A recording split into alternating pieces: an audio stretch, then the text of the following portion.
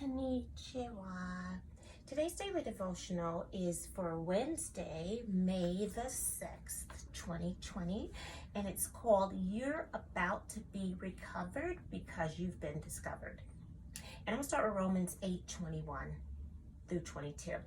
Because the creature itself also shall be delivered from the bondage of corruption into the glorious liberty of the children of God.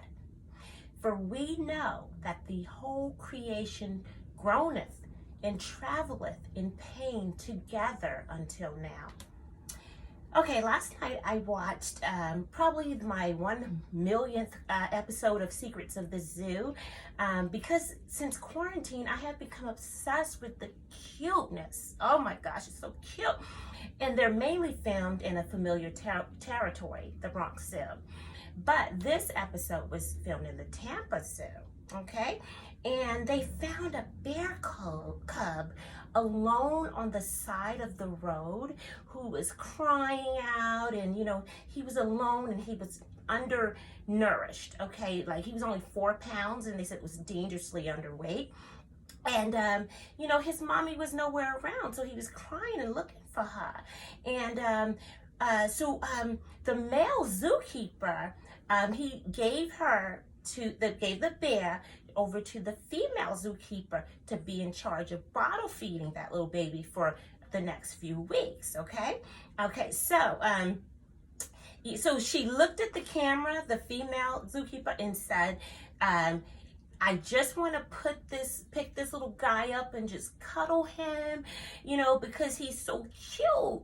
But I know that it would not be in the best interest, in his best interest, if I did that, because if he became dependent on me, he would not survive once I release him back out into the wild, okay? And I immediately said, I gotta write about that, okay?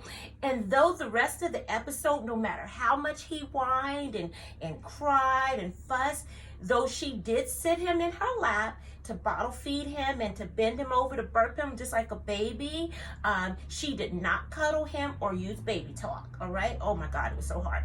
She praised him for being a good boy and gaining his strength, and he soon started running around rambunctiously, and she roughed house with him.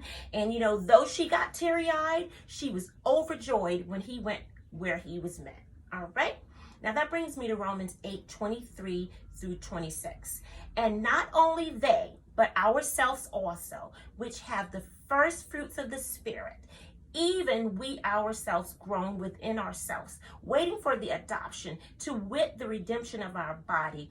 For we are saved by hope. But hope that is seen is not hope. For what a man seeth, why doth he yet hope for? But if we hope for that we see not, then do we with patience wait for it.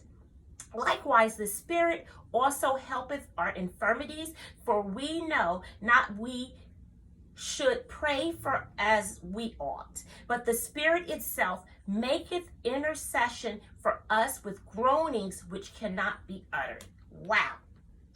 There are 6 floors in my office, and I know just about every single one on each floor. I'm crazy because, I'm super friendly. And last summer, I noticed a lady that worked on a different floor that was usually very happy, was very sad. So I gave her a big hug, and she asked if we could talk. And she said her boyfriend had been belittling her and all throughout their relationship, and she had been funding all of their outings all this time, and they had been fighting a lot, and she wanted to break it off. All right, I was stunned because I always thought that they were happy from what she put on before. And so I immediately started reading scriptures to her, and I told her she had to end it with him, okay? And she agreed, and she did a few hours later, and she did it over the phone, and she called me, and she asked me if I could meet her in the bathroom, and she was crying, so I gave her my number to talk, and I told her, so I'm going to help you get through this, and so she would call me every night after work, and you know, even on the weekends, and I would, you know, have Bible study with her with all my 6 notebooks that I jotted down so many Bibles, you know, notes and stuff with, and I would even take all of my breaks at work, my lunch and my 2 15-minute breaks with her, you know, to have Bible study. And but she would get weak and try to go back to him, you know, because he would text or call her, you know, and try to make her feel guilty. Then he'd start belittling her again. You know, I wouldn't give in to his, you know, and have any pity on him. And I wouldn't join her little pity party either. And I would remind her, you know, she deserved better, and reminded her of how far she had come, you know. And I told her to block his phone number and block him from all her social media sites. And she did. Finally, after a few months, and finally her mind was healthy again, and her relationship with God had blossomed, and she began dating a new man. And she stopped calling and texting me. And when we saw each other in the office, she would just smile and speak.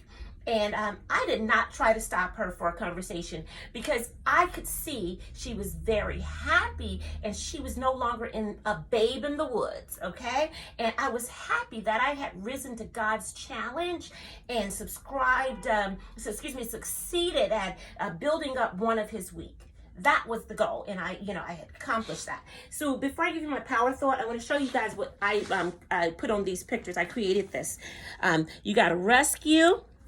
There's a little girl rescuing a lamb, okay? And then you got to revive. She's feeding him the bottle. And you see that baby? She's rewarding him. And then she's releasing him, okay? And she's not holding him back. Power thought. Rescue, revive, reward, then release like a beast. Love you guys. Have a great day. Mwah.